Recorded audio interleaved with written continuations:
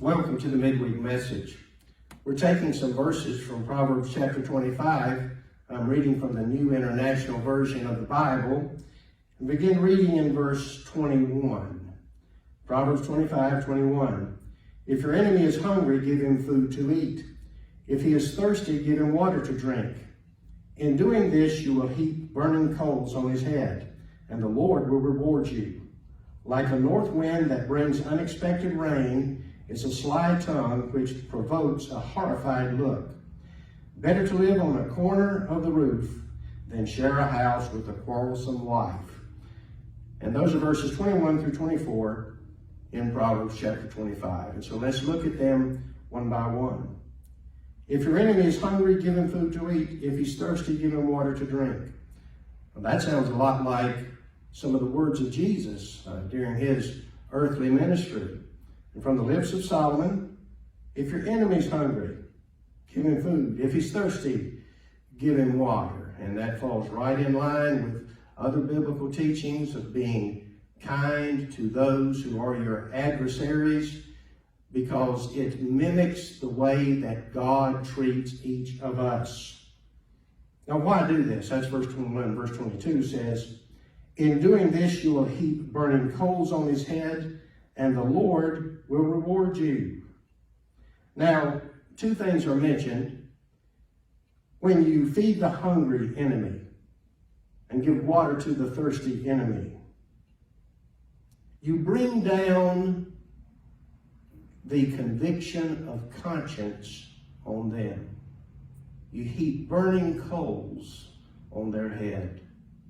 Now, not that that's what you're trying to do. It shouldn't be. However, that's what happens. When you return good for evil, conscience comes to bear. And then verse 22 says, and the Lord will reward you. Why? Because you are mimicking God and the way he acts toward each of us. Because he is kind to the ungrateful, and he is good to the wicked. Verse 23, like a north wind that brings unexpected rain is a sly tongue which provokes a horrified look. Now, we all have benefited from good weather that was unexpected, but a bitter north wind brings in a rain that was not expected, and the scripture says a person would have a horrified look. They would gasp. We think of some of the great calamities in the natural world when we think about people losing their breath, being horrified by the unexpected weather.